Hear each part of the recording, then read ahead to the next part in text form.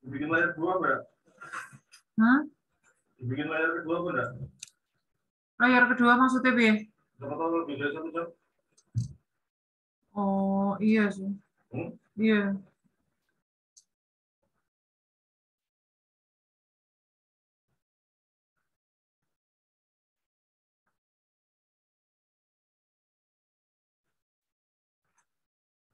Shalom. Salam, Sis. Apa kabar? Kita nggak bisa live streaming ini karena nggak terkoneksi sama YouTube, tapi saya rekam di komputer, nanti saya upload. Mohon maaf Pak Jamari, ini kita agak error hari ini, jam di rumah saya itu kalau mati lampu karena dia nggak pakai baterai, pakai listrik. Kalau mati lampu dia berhenti detaknya itu nggak diperbaiki suami saya kira masih jam 6 kurang seperempat. Ternyata udah jam 6 lebih seperempat gitu. Mohon maaf. Puji Tuhan, Sis. Ini kemungkinan saya ini gimana Pak? Saya tadi itu mau WA, tapi pikir, duh tumben-tumben nih, begitu libur kok siap-siap, gitu loh. Saya malu. Saya Pak Jamari, ini kita nggak pakai yang Zoom-nya JCA, jadi nanti sekitar 45 menit mati nanti saya kirim lagi link yang baru lagi ya. Gitu puji ya? Tuhan, nggak apa-apa. Nggak apa-apa ya. Shalom Yuni. Kalau bisa tampakkan wajahnya dari mana nih Bu Yuni? Dari Pesat. Oh, dapat linknya dari mana? Karena nanti kalau mati 45 menit, saya harus kirim link lagi. Soalnya saya masih ada di grup yang kemarin kan, yang waktu ikut kegiatan tuh. Jadi masih ada di grup. Grup yang mana? Nama grupnya apa, Kak? Ini. Genius Kara Alkitab. Oh ya, oke. Oke, nanti saya kasih linknya di geniuskaraalkitab.com ya. Iya. Ya, kita berdoa dulu yuk. Terima kasih Tuhan untuk hari ini, satu hal yang luar biasa, Engkau jagai dan pelihara hidup kami. Haleluya. Kami mau belajar materi JCA Restore Our Family hari yang ke-206. Minta anugerah-Mu turun untuk kami boleh mengerti isi hati-Mu. Dalam nama Yesus kami berdoa, haleluya. Amin. Amin. Waktu saya tadi bikin materi ini, saya cukup ragu-ragu. Waduh, bisa selesai apa enggak ya materinya? Karena ada satu kata yang saya teliti di Alkitab itu, artinya sampai ratusan. Terus banyak pengulangan, misalnya berjalan, berjalanlah, berjalan bersama-sama, jalan, gitu. Satu kata bisa banyak, itu saya teliti satu-satu, jangan sampai kedobelan, terus saya pilih maknanya sampai itu lama, ada 3 jam saya ngerjakan itu. Saya sampai gini, bisa selesai apa enggak ini materinya nih, bisa selesai apa enggak nih, saya lihat jam terus jam 6 kurang seperempat, oh ya, saya udah selesai dengan kartu karakter, saya mau bikin link, ternyata dapat telepon dari Bu Pendeta Marta di Lawang, Bu Grace, ditunggu Pak Jamari, loh, suami saya, loh, Mak, jam ini enggak bener, waduh. Nah, akhirnya saya cepat-cepat cari jam tangan saya ini di tempat cucian piring. Saya biasa kalau cuci piring kan saya lepas jam tangan tuh, saya kadang-kadang lupa pakai lagi. Waduh, ini udah jam 6 lebih seperempat, Mak. Waduh, aku gitu. Aduh. Ya ampun, gitu. Susah dengan susah payah saya mengejar waktu menyelesaikan materi hari ini sampai saya udah mikir gini, hari ini kayaknya nggak siaran ini. Soalnya nggak mungkin selesai nih materi ini. Pelajari satu kata aja berjam-jam kok. Iya, seperti ini ya teman-teman, saya mau tunjukkan ini.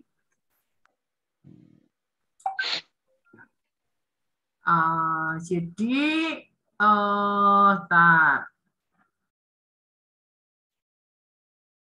kata yang saya selidiki tadi ini loh teman-teman. Supaya teman-teman tahu ya. Apakah layar saya ketangkap ya Pak Jamili? Foldernya kelihatan. Oh, foldernya. Tunggu. Ini ya. Kata yang saya pelajari ini berjalan, itu halak. Ya. Itu artinya tuh sampai segini banyak ini.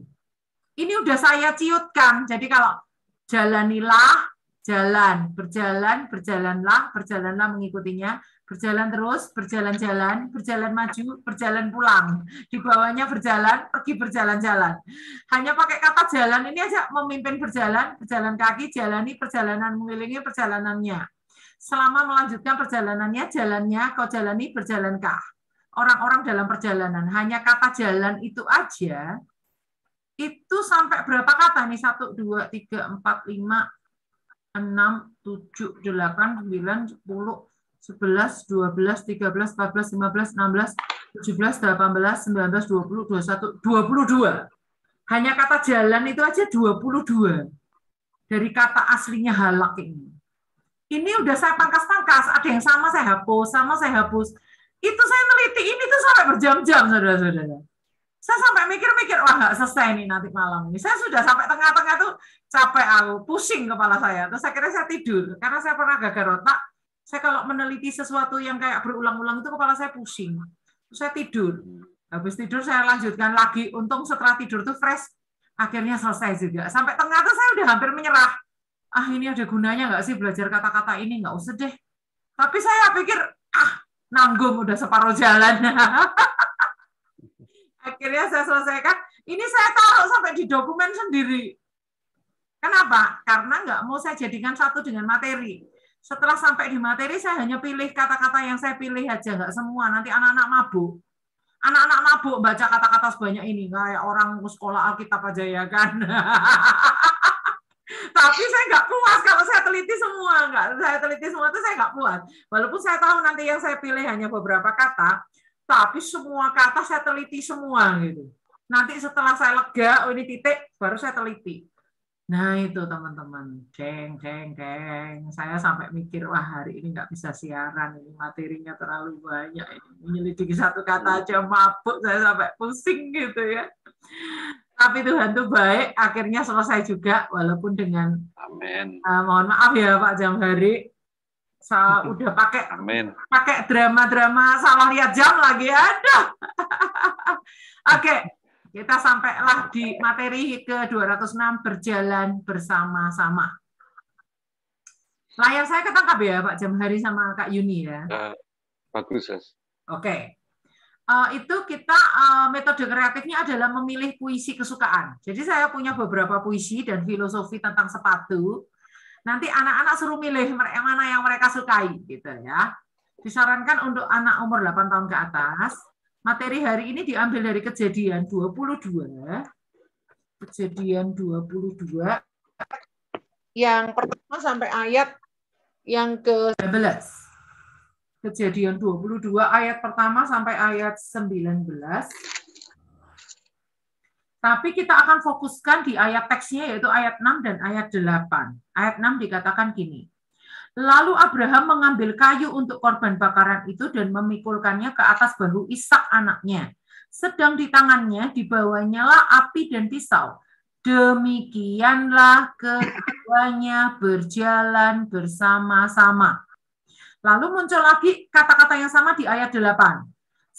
Sahut Abraham, Allah yang akan menyediakan anak domba untuk korban bakaran baginya, anakku. Demikianlah keduanya berjalan bersama-sama. Itu ayat teks yang menjadi sorotan kita hari ini. Tujuannya adalah anak-anak mengerti bahwa Tuhan ingin agar anak-anak berjalan bersama Tuhan, yaitu hidup menyenangkan hati Tuhan. Berjalan bersama dengan Tuhan itu maksudnya hidupnya menyenangkan hati Tuhan. Ya, ada fenomena kayak gini. Seseorang yang udah tahu kebenaran, ini benar, ini salah, tapi dia tetap memutuskan hidup di jalan yang salah. Itu berarti dia tidak berkomitmen untuk berjalan bersama-sama dengan Tuhan.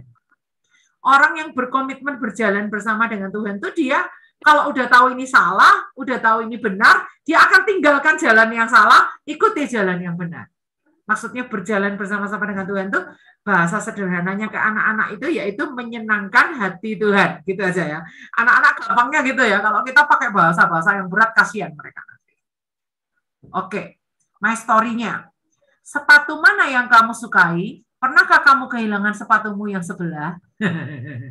Untuk cerita ini karena diceritakan Abraham berjalan bersama-sama dengan Ishak, saya itu menggambarkan sepasang sepatu kayak gitu. Sepasang sepatu itu kalau sepasangnya hilang, nah sepasangnya ini nggak bisa, dia seperti kayak kehilangan pasangannya gitu, nggak enak gitu. Nah, sepatu itu kan satu kanan, satu kiri. Bentuknya nggak sama, tapi mereka saling melengkapi, mirip gitu ya. Mereka punya tugas masing-masing dan mereka nggak bisa dipisahkan. Nah, saya membayangkan perjalanan Abraham dan Ishak ini seperti sepasang sepatu gitu. Mereka berjalan seirama gitu ya, berjalan seiring gitu. Nah, sekarang kita lihat waktu My Story kita tanya ke anak-anak, kamu ada sepatu favorit yang paling kamu sukai nggak? Terus pernah nggak kamu kehilangan sepatumu yang sebelah? Loh, pasangannya mana nih sepatu kesayanganku ini kanan cuma kiri tok. Pernah nggak kalian ngalami seperti itu? Nah itu biar mereka cerita ya. Bridge to story-nya seperti ini. Jadi bridge story-nya lumayan dalam ya, karena tulisan yang kata yang saya selidiki selama berjam-jam tadi itu kita masukkan di bridge to story atau hal apa yang kita comot dari cerita itu untuk kita jelaskan secara terpisah supaya nanti waktu anak-anak mendengar cerita yang utuh di bagian itu mereka udah tahu gitu ya.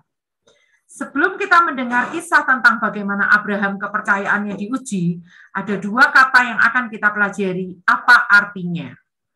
Di Kejadian 22 ayat 6 ditulis begini, demikianlah keduanya berjalan bersama-sama. Kalimat semacam ini muncul lagi di Kejadian 22 ayat 8. Demikianlah keduanya berjalan bersama-sama. Nah, kata berjalan itu anak-anak diambil dari kata halak. Kata halak itu artinya banyak sekali. Kak Grace hanya sampaikan beberapa aja, nggak semua ya. Kalau kalian belajar semua itu puluhan ya. Kata halak itu artinya dibawanya berjalannya huruf besar, berjalan kaki, hidup bergaul, hidup menurut, berjalanlah mengikutinya, melanjutkan perjalanannya, menjadi pemimpinmu, kau lakukan, turutilah, selaras, menuntun, menggiring, hadir, kubuat mengalir, menyertai. Oh, banyak ya artinya ya. Artinya sebenarnya lebih banyak lagi anak-anak. Bu Grace hanya ambil sebagian aja di sini. Kejadian 22 ayat 6. Demikianlah keduanya berjalan bersama-sama. Kalimat semacam ini muncul lagi di Kejadian 22 ayat 8. Demikianlah keduanya berjalan bersama-sama. Kalau tadi kita ingin tahu kata berjalan itu artinya apa, halak. Sekarang kita cari tahu bersama-sama atau yacat itu artinya apa. Bersama-sama atau yacat ini artinya bersama-sama, semuanya, serentak, sekalian, bersekutu, bersepakat, beserta, bersama dengan rukun, bergembira, menyatukannya seluruhnya satu. Kesimpulannya, berjalan bersama-sama antara Abraham dan Ishak itu bukan berjalan bersama-sama dalam arti biasa. Bukan kayak aku jalan sama papa di pantai, aku jalan sama mama di pasar, bukan hanya seperti itu. Tetapi bisa disimpulkan bahwa Abraham memimpin Ishak untuk berjalan kaki bersama. Di dalam perjalanan itu, Abraham mengajak Ishak untuk menuruti perintahnya. Juga Abraham berjanji untuk selalu hadir di samping Ishak. Apapun yang terjadi, Abraham berjanji akan menuntun Ishak.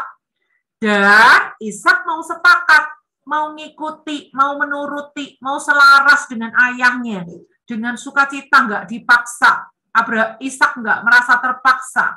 Ishak punya hati yang nurut sama ayahnya, mudah diarahkan, tidak mau memberontak. Jadi kesimpulan ini nggak mudah loh. Saya meneliti kata-kata dari kata berjalan itu puluhan kata itu tadi menghasilkan kalimat ini. Jadi ternyata ketika Abraham anak-anak berjalan dengan Ishak itu nggak cuma jalan biasa.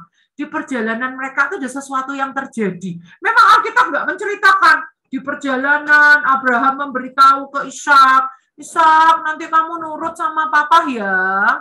Papa itu nggak mungkin berbuat jahat sama kamu loh Ishak. Papa itu akan menyertai kamu. Papa nggak akan tinggalkan kamu. Kamu percaya nggak kalau papa itu berbuat yang baik? Kamu percaya nggak kalau papa itu mau nurut sama Tuhan? Kamu percaya nggak nanti kalau terjadi apa-apa sama kamu, papa itu percaya kamu itu dibangkitkan sama Tuhan. Tuhan itu berkuasa membangkitkan. Kamu percaya nggak? Iya, Pak. Jadi nanti seandainya papa ikat kamu, papa keluarkan pisau, kamu mau nggak sepakat sama papa, kita lakukan ini karena kita nurut sama Tuhan? Ya, Pak, aku mau sepakat, Pak. Kata-kata itu nggak ada di Alkitab, anak-anak. Tapi percayalah, kata berjalan bersama-sama itu sudah Kak Grace teliti. Artinya itu seperti itu. Jadi menjadi pemimpin, selaras, hadir, menyertai, menggiring, menuntun. Artinya Abraham itu janji, aku akan menyertai kamu, Ishak. Kamu tidak usah takut. Kalaupun nanti kamu mati, Tuhan akan bangkitkan kamu, gitu ya. Itu yang dipercayai oleh Abraham, anak-anak. Dikatakan berjalan bersama-sama. Bersama-sama itu artinya rukun. Mereka nggak saling bertengkar di jalan. Terus mereka serentak, bersekutu, sepakat. Si Ishak ini mau sepakat apapun yang dilakukan ayahnya. Itu Kak Grace sudah teliti arti katanya. Ya. Nah, Bapak Ibu Saudara, waktu kita meneliti kata bersama-sama cuma sedikit, ayatnya cuma kata-katanya cuma itu tadi, nggak nyampe 10 artinya. Tapi kalau meneliti kata berjalan, ada 3 jam saya nanti. Kenapa kok lama? Karena ada kata-kata yang sama itu saya buang, jangan sampai nanti saya kedobel-dobelan bacanya gitu. Itu satu persatu saya teliti. Saya pakai search yang sama saya buang, yang sama saya buang. Tinggal intisarinya saya peras lagi jadi materi itu tadi. Jadi ternyata bikin materi anak-anak itu enggak semudah yang kita bayangkan. Tapi saya bersyukurnya Tuhan kasih hikmat. Jadi demikianlah keduanya berjalan bersama-sama itu enggak cuma jalan biasa anak-anak. Tapi di perjalanan itu terjadi komunikasi antara Abraham dan Ishak yang enggak diceritakan di Alkitab. Tapi kata berjalannya itu udah menunjukkan bahwa Abraham tuh yang memimpin, bahwa Ishak itu nurut, bahwa Abraham tuh janji akan menyertai, akan mengiringi. Abraham nggak akan tinggalkan Ishak. Ishak percaya. Lalu Ishak mau sepakat, mau berjalan bersama. Dan dikatakan bergembira. Ishak itu nggak dengan cemberut. Nanti Papa pelan-pelan loh ya. Aku takut tuh. Nanti kalau Papa keluarkan pisau, aku takut loh. Jangan loh, Pak. Aku jangan dibunuh, Bapak. Jangan-jangan itu suara Tuhan apa suara setan? Papa yakin nggak kalau itu suara Tuhan? Masa Tuhan nyuruh anaknya dipersembahkan? Kita kan bukan penyembah berhala, Bapak. Nih aja. Ayo kita pulang, ayo kita pulang. Nggak seperti itu anak-anak. Ternyata Ishak itu. Dia nurut sama papanya. Dia nggak berontak, dia taat, dia mau sepakat. Makanya di perjalanan itu pasti Ishak kan tanya, Bapak, sahut Abraham, ya anakku, di sini sudah ada api dan kayu, tapi di manakah anak domba untuk korban bakaran itu? Ayahnya bilang, Allah yang akan menyediakan anak domba untuk korban bakaran baginya, anakku. Di situ Ishak, yes. Oke, sepakat. Nggak ada si Ishak tuh protes-protes. Loh, katanya Papa tadi, apa Tuhan menyediakan, lah mana kok sekarang aku yang diikat? Nggak seperti itu. Alkitab nggak menulis seperti itu, dan Kak Grace yakin kejadiannya nggak seperti itu. Waktu diikat, Ishak ya nurut. Waktu ditaruh di mezbah, Ishak ya nurut. Dari mana Kak Grace tahu? Dari arti kata berjalan bersama-sama. Nah, kayak gitu anak-anak. Kesimpulannya, berjalan bersama-sama antara Abraham dan Ishak ini bukanlah berjalan bersama-sama dalam arti biasa loh. Tetapi bisa disimpulkan Abraham memimpin Ishak untuk berjalan kaki bersama. Dan dalam perjalanan itu Abraham mengajak Ishak untuk menuruti perintahnya. Karena ada kata menuruti. Arti kata berjalan bersama-sama itu menuruti. Juga Abraham janji untuk selalu hadir di samping Ishak apapun yang terjadi. Dan Abraham berjanji akan menuntun Ishak. Dan Ishak responnya gimana anak-anak? Dia sepakat, dia mau mengikuti, dia mau menuruti, mau selaras dengan ayahnya. Dengan sukacita dan tidak mau merasa terpaksa. Dia mau nurut, dia mau diarahkan, dia enggak memberontak. Oke? Kalian jadi udah ngerti ya apa yang dimaksud dengan Alkitab berjalan. Demikianlah keduanya berjalan bersama-sama. Baik, sekarang kita akan masuk ke dalam Bible story dengan pemilihan puisi kesukaan. Nah, di sini Kak Grace punya 3 buah puisi tentang sepatu dan juga 1 filosofi atau kayak filosofi itu apa ya? Kayak pemikiran, suatu pemikiran yang mendalam tentang sepasang sepatu. Nah, kalian bisa pilih dari 4 hal ini, 3 puisi dan 1 filosofi ini yang kalian paling sukai yang mana. Terus setelah kalian pilih, kalian ceritakan kenapa kalian paling suka yang itu. Siap ya, adik jam hari? Siap. Siap. Ya, baik.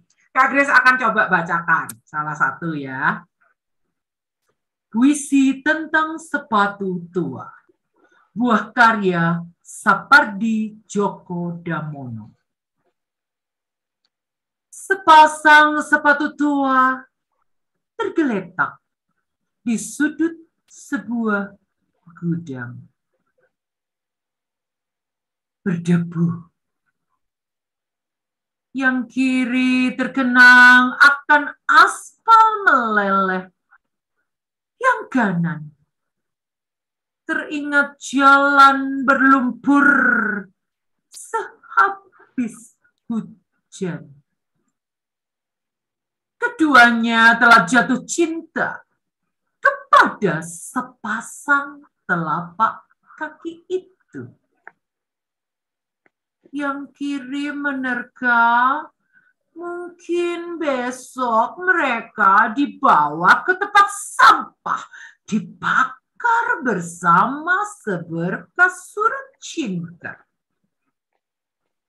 Yang kanan mengira mungkin besok mereka diangkut truk sampah itu, dibuang dan dibiarkan membusuk bersama makanan sisa.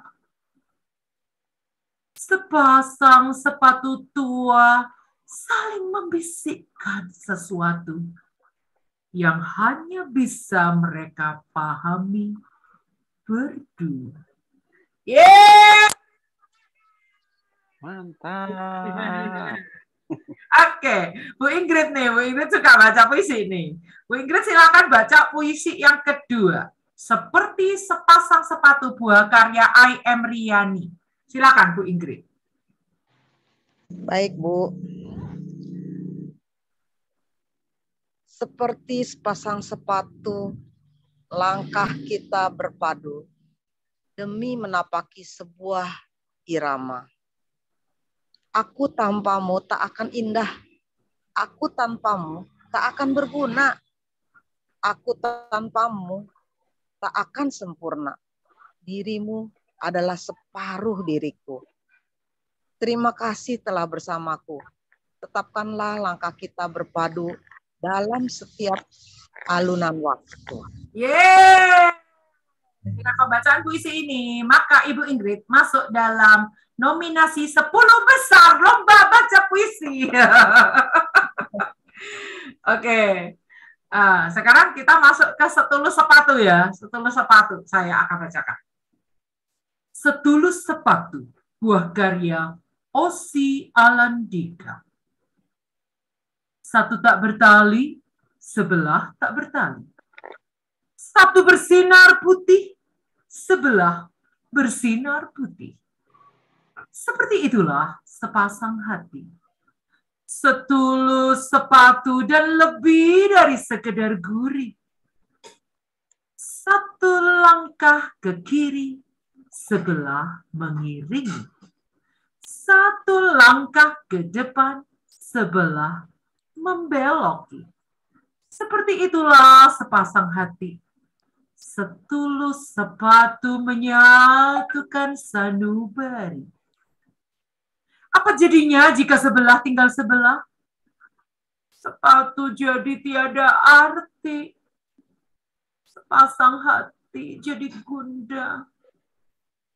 Setulus pisah membara sepi. Membabar sepi. Apa jadinya jika ke kiri tanpa iringi? Sepatu jadi meracoki arah. Sepasang hati saling menjauhi. Setulus cerai meruah hujah. Jadilah setulus sepatu. Satu tujuan meski tak selaras.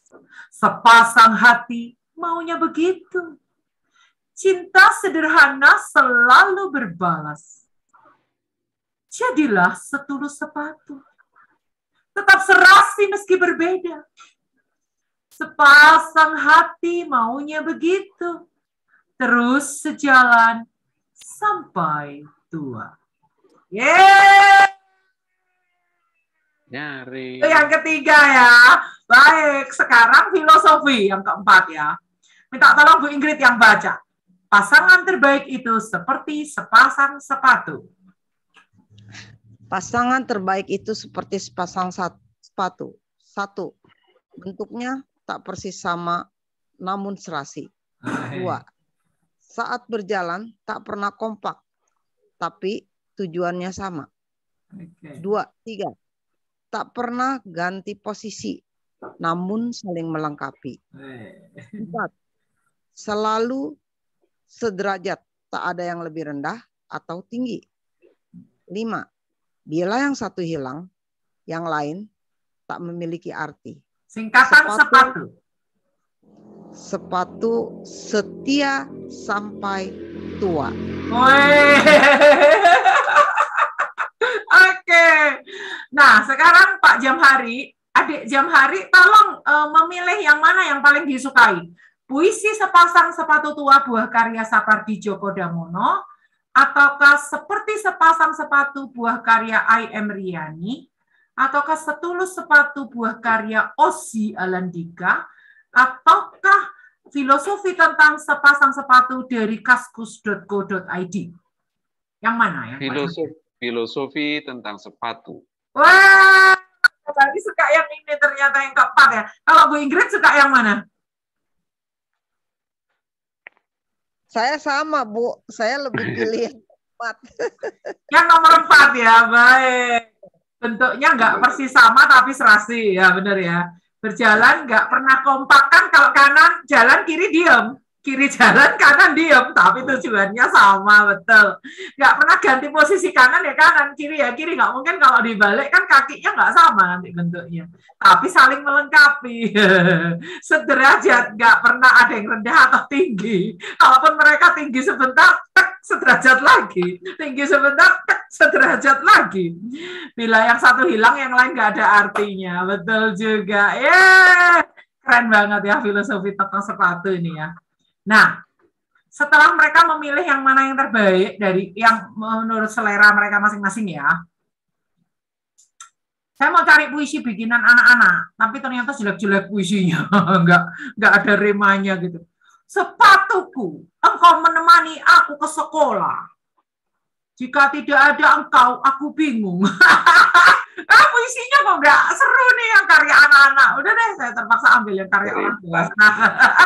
Nggak puitis gitu loh. Puisi tapi kok nggak puitis, dasar anak-anak belum puitis ya kan, belum keluar rasa seni berbahasanya gitu ya. Oke. Itulah yang terjadi dengan Abraham dan Ishak. Mereka berjalan bersama-sama seperti sepasang sepatu gitu. Nah, Tuhan berjanji pada Abraham bahwa kelak dia akan menjadi bangsa yang besar. Nah, ini kita sekarang masuk ke Bible story-nya ya, teman-teman. Sorry. Di sini lupa saya tulis. Tunggu ya.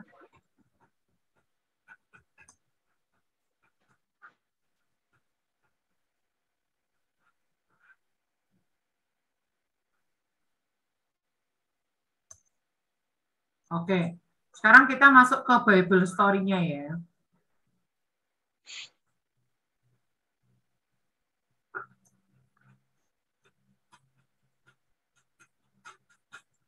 Nah, Tuhan berjanji, wah, ini kita habis ya, masuk ke link kedua ya teman-teman.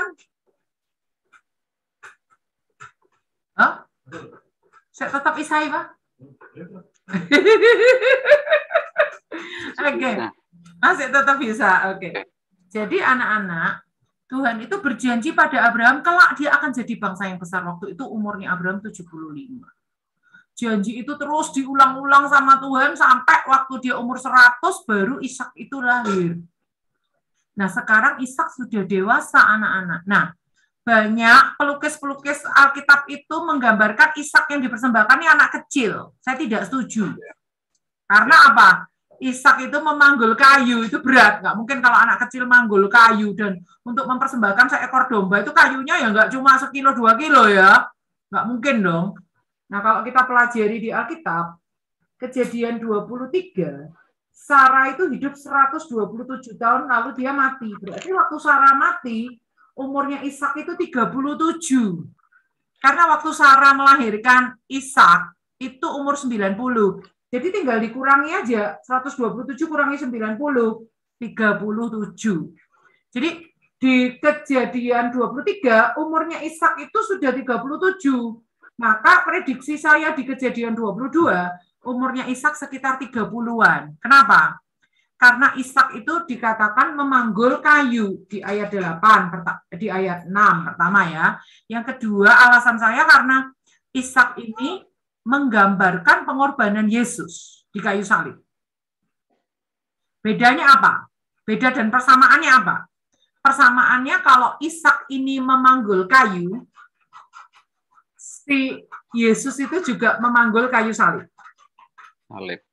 Bedanya apa? Bedanya kalau Abraham tidak sampai menyembelih Ishak, dicegah sama Tuhan, tapi kalau Allah Bapa mengaruniakan Yesus sampai benar-benar tega Yesus itu disalibkan hanya untuk menebus dosa kita. Gitu ya. Kalau Yesus benar-benar sampai mati di kayu salib. Kalau Ishak enggak, dicegah. Yang penting Tuhan udah tahu hatinya Abraham. Jadi karena begitu besar kasih Allah akan dunia ini sehingga ia mengaruniakan anaknya yang tunggal. Yang sama berikutnya adalah anak yang tunggal. Itu kita lihat, bisa lihat di Kejadian 22 ayat 16. Aku bersumpah demi diriku sendiri, demikianlah firman Tuhan, karena engkau telah berbuat demikian dan engkau tidak segan-segan untuk menyerahkan anakmu yang tunggal kepadaku. Jadi ayat 16 ini menggambarkan Yesus adalah anaknya yang tunggal. Padahal Ishak itu bukan anak tunggal. Ada Ismail, ada Ishak. Waktu Sarah udah mati, Abraham nikah lagi sama keturah, anaknya banyak lagi. Bukan anak tunggal loh. Tapi yang dimaksud anak tunggal adalah satu-satunya anak perjanjian, itu cuma Ishak. Yang lain itu bukan anak perjanjian. Satu-satunya anak tunggal yang Tuhan janjikan 25 tahun dari umur 75 sampai 100 itu cuma Ishak aja. Ismail enggak termasuk, adik-adik tirinya Ishak setelah Abraham menikah dengan keturah itu juga enggak termasuk. Makanya saya percaya umurnya Ishak pada saat itu ya mirip umurnya Yesus, lebih kurang 30 tahun ke atas. Saya coba search di internet, Yesus tuh pastinya umur berapa sih waktu naik di kayu salib itu? Banyak perdebatan, ada yang bilang 33,5, ada yang bilang 33, ada yang bilang umur 40. Wah, daripada saya bingung nggak ada kepastian, pakar ini ngomong gini, pakar ini ngomong gini, saya anggap aja 30-an lah, 30-an. Nggak pasti bilang 33 atau berapa itu. Pokoknya kira-kira di atas umur 30 deh si Ishak ini. Oke. Kini Ishak telah dewasa. Nah, yang dalam kurung ini untuk guru aja ya.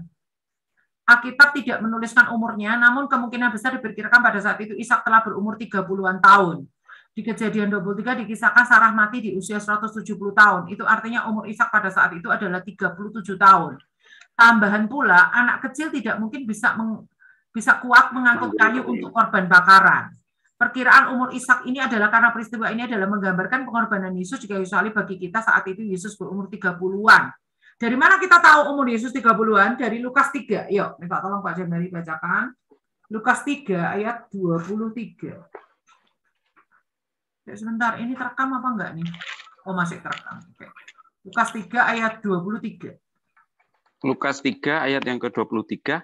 Ketika Yesus memulai pekerjaannya, ia berumur kira-kira 30 tahun dan menurut anggapan orang, ia adalah anak Yusuf, anak Eli. Dan seterusnya. Oke. Jadi Lukas ini mencatat kira-kira Yesus umurnya 30 tahun karena orang boleh mengajar di bait Allah itu setelah umur 30 tahun ke atas. Kalau umurnya di bawah 30 tahun tidak boleh mengajar. Itu yang pertama ya. Yang kedua, ada pakar yang menyebutkan Yesus umurnya 33 waktu disalib itu karena di dalam sejarahnya Matius, Markus, Lukas, Yohanes itu Yesus melewati 3 kali perayaan Paskah. Paskah A, Paskah B, Paskah C. Otomatis Yesus sudah lewat 3 tahun nih. Itu. Jadi otomatis kalau memulainya sekitar umur 30, kemungkinan Yesus umurnya 33. Tapi ada pakar lagi yang menyebutkan sejarah sensusnya tahun sekian. Sensus penduduk waktu Yesus lahir.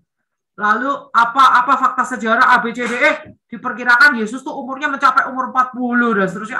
Saya pusing deh. Nggak tahu ya, saya nggak belajar itu gitu-gitu ya. Daripada kita pusing 30-an gitu aja deh ya. Sesuai ayat ini aja. Gitu ya teman-teman. Oke. Nah, dan Tuhan memerintahkan Abraham untuk mempersembahkan Ishak sebagai korban bakaran pada salah satu gunung yang Tuhan akan katakan. Besoknya, pagi-pagi Abraham berangkat. Ia mengajak 2 orang bujangnya beserta Ishak anaknya. Ia juga membelah kayu untuk korban bakaran itu. Dan mereka pun berangkatlah. Setelah mereka dalam perjalanan di hari ketiga, Abraham menyuruh kedua bujangnya untuk menunggu di suatu tempat. Lalu ia dan Ishak melanjutkan perjalanan ke tempat itu. Lalu Abraham mengambil kayu untuk korban bakaran itu dan memikulkannya ke atas bahu Ishak anaknya. Lalu Abraham sendiri membawa api dan pisau. Nah ini, Pak Jamari sama Bu Ingrid boleh lihat. Di sini saya cetak tebal di sini. Demikianlah keduanya berjalan bersama-sama. Di perjalanan itu Ishak bertanya pada ayahnya, "Bapak?" Lalu Abraham menyaut, "Ya anakku, di sini sudah ada api dan kayu. Tetapi di manakah anak domba untuk korban bakaran itu?" Abraham pun menjawab, "Allah yang akan menyediakan anak domba untuk korban bakaran baginya, anakku." Terus ini saya tulis tebal lagi di sini. Demikianlah keduanya berjalan bersama-sama. Seperti tadi kita sudah belajar, berjalan bersama-sama antara Abraham dan Ishak ini bukanlah berjalan bersama-sama dalam arti biasa, tetapi bisa punya arti Abraham memimpin Ishak berjalan kaki. Di perjalanan itu Abraham mengajak untuk Ishak menuruti perintahnya juga. Juga Abraham berjanji untuk selalu hadir samping Ishak apapun yang terjadi. Abraham berjanji akan menuntun Ishak dan Ishak mau sepakat, mau mengikuti, mau menuruti, mau selaras dengan ayahnya dengan sukacita, tidak merasa terpaksa. Ishak punya hati yang penurut kepada ayahnya, mudah diarahkan dan tidak memberontak. Oleh karena itulah ketika mereka sudah sampai dan mezbah telah didirikan, kayu telah disusun, kemudian Ishak diikat dan diletakkan di mezbah itu di atas kayu api, dan kemudian Abraham mengambil pisau untuk menyembelih anaknya. Tetapi Alkitab tidak mencatat. Ishak itu meronta, "Ya sudah gila." Gitu ya. Alkitab nggak mencatat Ishak itu berteriak atau menganggap ayahnya udah gila, atau dia marah, atau dia berusaha melepaskan diri dan sebagainya. Alkitab nggak mencatat seperti itu. Kenapa bisa begitu? Jawabannya tolong Bu Ingrid yang jelaskan nih, jelaskan ke anak-anak. Kenapa Alkitab kok nggak mencatat Ishak marah-marah, Ishak meronta, Ishak, "Ayah sudah gila ya. Kenapa aku yang diikat, ayah?" Kenapa nggak seperti itu? Karena ya adik-adik, itu karena Abraham dan Ishak telah berjalan bersama-sama. Maksudnya, Ishak mau percaya kepada ayahnya bahwa ayahnya selalu ada bersamanya. bahwa iman ayahnya benar, bahwa di dalam Tuhan yang benar ada kuasa kebangkitan. Ibrani 11 ayat 17-19. Ia percaya juga bahwa ayahnya berbuat baik kepadanya karena taat kepada perintah Tuhan. Nah, ini ya, ini perlu kita jelaskan ke anak-anak, sangat penting ini. Supaya kalau ada animasi yang menjelaskan bahwa ada tokoh yang berusaha mencegah peristiwa pengorbanan Abraham atas Ishak ini, jangan sampai anak-anak menganggap berarti Abraham itu mau bunuh Ishak gitu. Ya memang cara pengorbanannya memang dibunuh ya, tetapi seolah-olah memberi kesan kalau anak-anak itu digiring ke pengertian bahwa Abraham ini jahat loh sama anaknya. Anaknya mau dibunuh loh, ayo kita cegah loh ya. Tapi anak-anak harus tahu bahwa yang dilakukan Abraham ini taat kepada perintah Tuhan. Abraham nggak salah dengar, itu bukan suara setan. Itu benar-benar suara Tuhan. Dan anak-anak harus tahu bahwa Tuhan itu menguji iman Abraham. Dan Abraham itu bukan orang jahat yang mau membunuh anaknya. Bukan kayak gitu. Nah, itu penting ya. Ternyata apa yang terjadi anak-anak? Tuhan mencegah Abraham membunuh Ishak sebagai korban bakaran. Dan Tuhan ternyata hanya menguji atau testing iman Abraham. Dan ternyata Tuhan telah menyediakan seekor domba jantan untuk disembelih menggantikan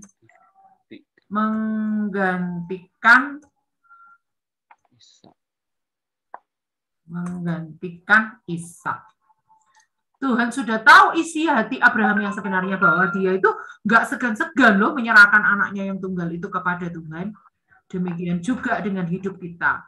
Seperti Ishak itu mau berjalan bersama-sama dengan Abraham, seperti sepasang sepatu. Demikian juga Tuhan itu mau kita selalu berjalan bersama-sama dengan Tuhan. Itu yang dilakukan oleh Daud. Dia itu selalu bertanya sama Tuhan kalau akan perang, Tuhan maju atau berangkat atau enggak? Berangkat, berangkat.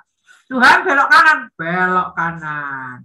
Tuhan kalau aku mengejar mereka, akankah aku bertemu dengan rombongan yang menculik, yang menjadikan istri dan anak-anak kami ini tawanan? Kejarlah mereka. Tuhan, kira-kira Saul ini mau datang enggak? Dan kira-kira kalau Saul datang ke sini, penduduk kota Kehila ini akan menyerahkan aku ke tangan Saul enggak? Akan mereka serahkan. Jadi aku sebaiknya ngacir aja Tuhan, ngacir aja. Pokoknya Daud tuh mau melakukan apa aja tanya Tuhan dulu. Seperti sepasang sepatu. Kalau sepatu kanan belok kanan, sepatu kiri ikut belok kiri, sepatu kiri belok kiri, sepatu kanan ikut belok kiri. Kayak gitu. Itu yang dilakukan Daud. Makanya Daud tuh nggak pernah kalah perang, selalu menang. Oke. Ceritakan kembali, Tuhan ingin aku berjalan bersamanya setiap hari, dalam setiap langkah, dalam setiap lakuku, seperti sepasang sepatu. Gitu ya. Oke, pertanyaan kepala. Apa artinya demikianlah keduanya berjalan bersama-sama? Suruh anak-anak menjelaskan dengan kata-kata mereka sendiri ya. Bila kamu seandainya saja jadi Ishak, apakah kamu percaya pada penjelasan ayahmu? Nah, saudara, saya sangat terberkati sama materi ini. Terberkatinya kayak gini loh. Saya bayangkan kalau saya jadi Ishak.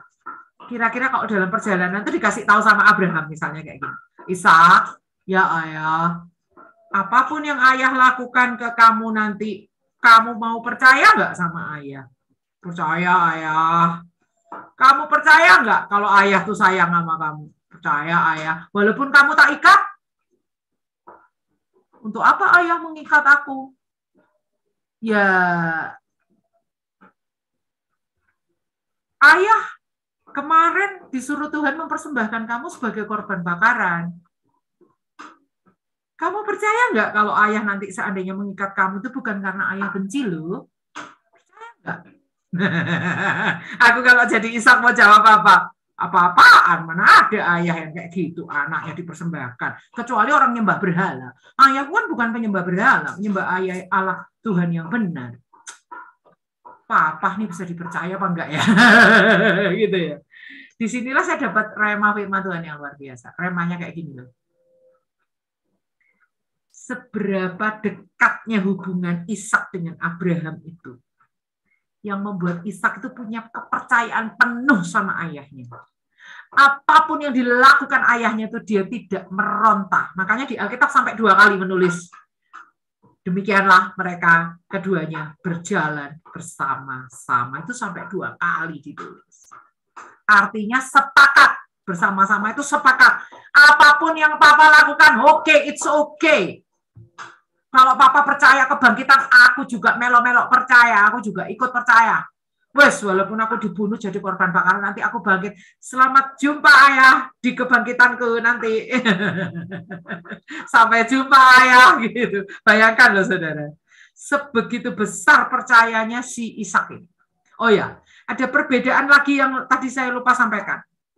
Kalau Abraham itu di dalam kata-katanya, maka berjalanlah mereka keduanya bersama-sama, itu punya arti Abraham nggak akan tinggalkan Ishak, tapi sebaliknya yang terjadi di peristiwa salib.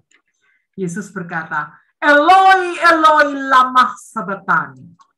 Itu perbedaan berikutnya. Bahwa kalau Abraham nggak sampai dibiarkan menancapkan pisau ke anaknya, kalau Allah Bapa sampai harus tega mengaruniakan Yesus demi keselamatan umat manusia. Kalau Abraham janji nggak akan tinggalkan Ishak, kalau Yesus sampai berkata, Eli, Eli, lama sabachthani. Artinya Bapa memalingkan mukanya karena Yesus memikul dosa seluruh umat manusia. Itu yang membedakan. Wow, luar biasa ya. Dalam banget loh ini pengajarannya nih. Oke. Seperti itu ya. Bila kamu seandainya jadi Ishak, apakah kamu bisa mempercayai penjelasan ayahmu? Apapun deh yang saat itu dijelaskan. Loh, katanya ayah tadi Tuhan menyediakan. Lah, kok aku yang diikat? Ayah lupa bawa domba ya?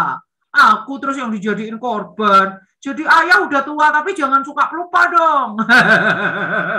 Masa gara-gara pikun aku yang diikat, ayah? Jangan-jangan ayah sudah pikun ini.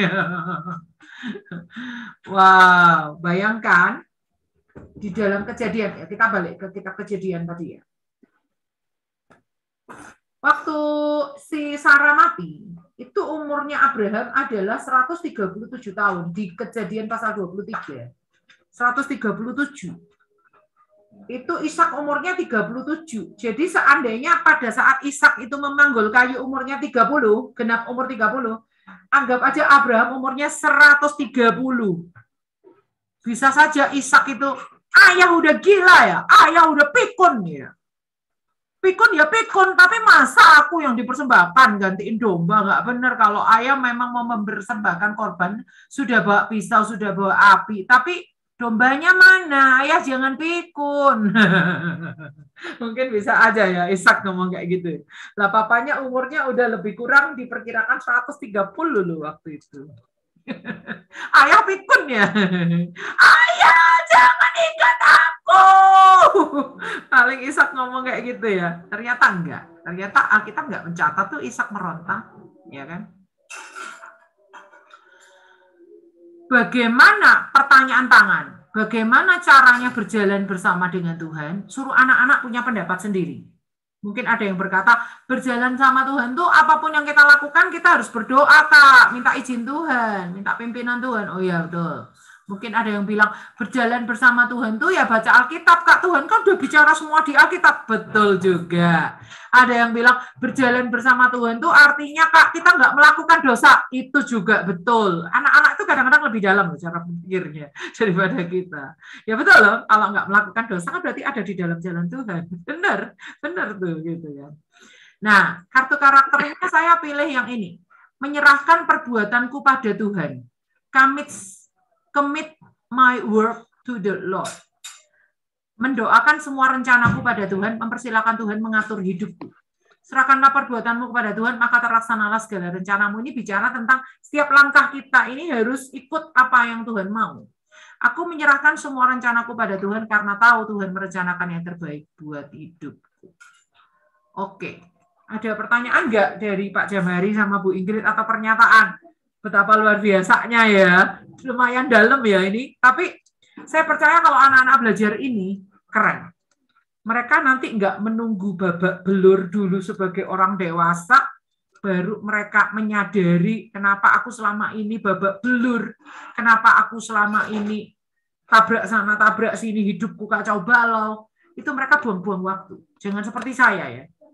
Suatu saat saya itu waktu ngajar SMP di sebuah kota di Magelang, itu saya nggak tahu menahu kalau itu kehendak Tuhan. Saya pokoknya masuk ke situ seperti kayak nggak sengaja aja. Di suatu parkiran travel itu, saya perjalanan ke Jawa Timur, si kepala sekolah Magelang ini perjalanan ke Jawa Tengah atau sebaliknya gitu, saya lupa, ketemu di tempat pemberhentian makan, tempat rest area gitu. Loh, Bu Yuni, loh, Bu Grace gitu. Ngapain? Saya mau ke Jawa Timur, oh saya mau balik Magelang gitu. Bu Grace ini kan mau tahun ajaran baru, ngajar ya di SMP ya. Gitu. Ngajar apa Bu Yuni? Ya ngajar musik lah, Bu Grace kan sarjana musik. Oh ya siap. Gitu. Saya tanya-tanya suami saya, ya apa-apa? Nggak apa-apa mah buat nambah-nambah. Ternyata malah nombok-nombok.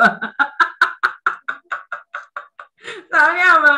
1 jam pelajaran tuh saya guru honor tuh bayarannya waktu itu cuma berapa rupiah gitu loh, saudara, sedikit sekali. Sedangkan saya les private tuh 10 kali lipatnya.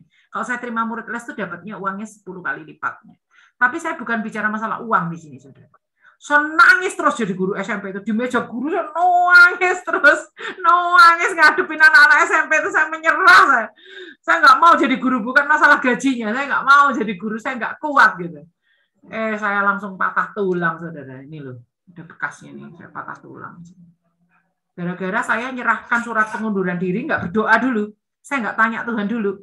Apakah maunya Tuhan itu memang benar saya terus ngajar di situ, apa Tuhan mau saya keluar? Saya nggak pakai doa lah, pakai apa, bikin surat pengunduran diri, saya kasihkan kepala sekolah, dia nggak mau baca. Bu Grace, saya nggak mau baca, ini kehendak Tuhan, Pak. Bu Grace maunya Bu Grace sendiri. Ya nggak tahu lah Bu, pokoknya aku nggak tahan jadi guru.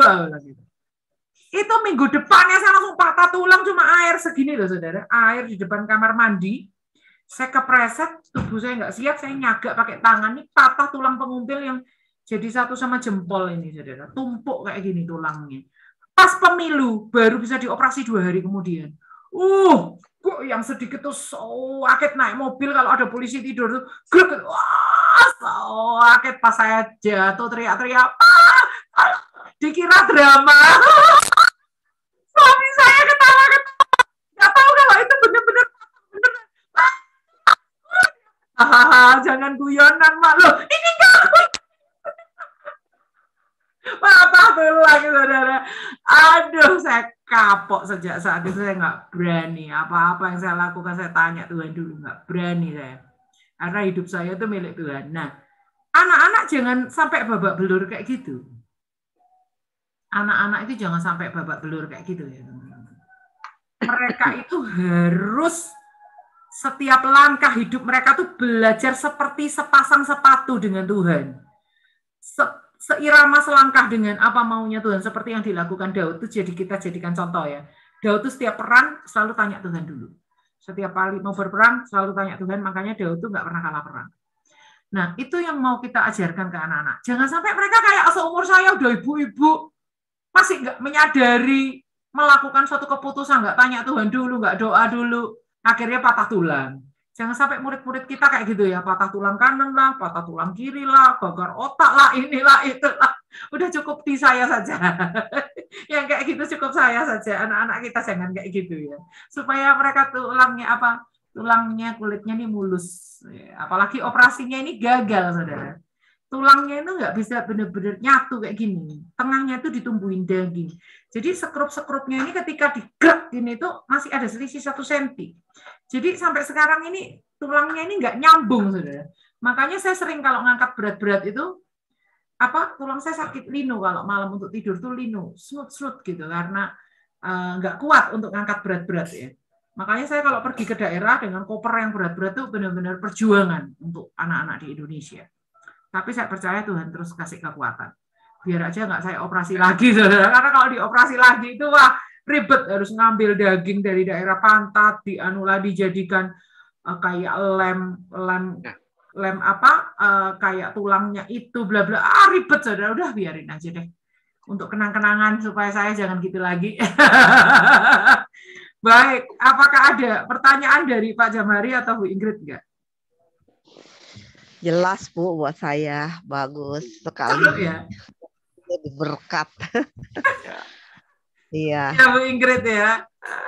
Iya. Sebenarnya saya mau bikin game juga tentang sepatu. Misalnya sepatu dikumpulin terus diumpetin di mana gitu. Tapi saya tadi apa ya materinya ini? Puisi aja. Puisi sepatu aja suruh anak-anak pilih gitu. Seru juga ternyata. Nanti kalau ada mau bikin game sepatu sembunyi atau apa ya bisa juga sih. Nanti menandakan sepatu kalau nggak ada pasangannya nggak seru ya. Demikian juga kita jangan berjalan sendiri, harus ikuti jalan-jalannya Tuhan. Kayak gitu. Pak Jamhari gimana Pak Jamhari? Ya jelas, Sis. Oke. Materi asal ini, jangan soal angka aja. materi ini nggak nunggu sampai selesai 7 hari, itu setiap hari ini kan Sabtu ini satu materi. Langsung saya muat loh di website. Teman-teman nggak usah nunggu 7 minggu yang akan datang. Begitu satu materi ini selesai, langsung saya muat di minggu ke-30 ini. Saya nggak nunggu materi selesai sampai hari ke-7 seperti biasanya ya. Saya dapat hikmat Tuhan langsung saya ini. Cuma website JCA itu kuotanya habis, saudara. Kuota untuk memuat foto, memuat apa itu habis. Makanya saya bingung gimana caranya ini untuk membuat ininya loh, apa namanya, supaya Anda bisa download berupa PDF-nya itu loh, saudara. Habis. Juga saya muat kartu-kartu nggak bisa. Akhirnya saya muat dulu di Facebook. Kalau sudah termuat di Facebook, saya cuma linknya itu saya copy, itu bisa keluar gambarnya. Tapi kalau saya langsung muat gambarnya itu di website saya, nggak bisa. Itu saya lagi saudara, untuk menaikkan kuotanya itu berapa juta yang 3,5? Sekitar 3,5 juta untuk membayar kuota website saya, karena website saya itu dari 2010 ke sekarang kan berarti udah 11 tahun. Sudah banyak kan foto-foto, video apa semua di situ numpuk di situ semua kan, berapa giga itu habis kuotanya. Lah untuk menaikkan levelnya itu butuh bayar setahunnya 3,5 juta gitu. Saya lagi berdoa ya, apa caranya Tuhan, saya tak berdoa cari sponsor atau gimana. Minta tolong teman-teman dukung doa ya. Saya lagi kebingungan ya, apa ini Tuhan caranya, karena kartu-kartu karakter nggak bisa dimuat di web saya. Terpaksa saya lembur-lembur muat dulu di Facebook gitu. Nah, doakan supaya ada sponsor untuk bisa membayar website saya 3,5 juta untuk mengupgrade ke level berikutnya, karena udah kepenuhan data dari 2010 itu. Udah 11 tahun website JCA itu. Baik, kita tutup dalam doa ya. Minta Pak Jamhari ya, tutup dalam doa. Kami naikkan syukur kehadirat-Mu Tuhan, karena malam hari ini kembali kami bersekutu dengan firman-Mu. Apa yang sudah kami terima Tuhan, ini adalah sumbernya perkataan dari-Mu, sumber yang berkuasa, sanggup membangun dan mendidik setiap kami, untuk kami teruskan kembali kepada anak-anak. Kami rindu Tuhan, anak-anak Indonesia boleh melihat satu perubahan yang baik. Mereka boleh kami didik, kami arahkan untuk kenal pribadi dengan-Mu. Terima kasih Tuhan, berkati Yesus Kristus Tuhan, terutama jenius secara Alkitab dengan segala yang dibutuhkan. Amen. Tujuan yang mulia, tujuan baik Tuhan untuk umat kemuliaan nama-Mu, sebab itu kami yakin, kami percaya, Tuhan pun akan limpahkan apa yang dibutuhkan. Amen. Terima kasih Tuhan, terima kasih kepada setiap kami Tuhan, biarlah kami boleh berpisah satu dengan lain, namun selimut tali kasih sayang-Mu Tuhan, mengikat kami satu yang lain untuk tetap di dalam satu doa, satu pengharapan. Terima kasih Tuhan, dalam nama Yesus Kristus Tuhan, kami akhiri pertemuan malam hari ini dengan syukur. Haleluya. Amin. Amin. Thank you Pak Jamhari, thank you Bu Ingrid. Selamat malam. God bless you ya. Selamat malam. Tunggu saya upload di YouTube ya, butuh waktu ini. Oke, God bless you. Dah.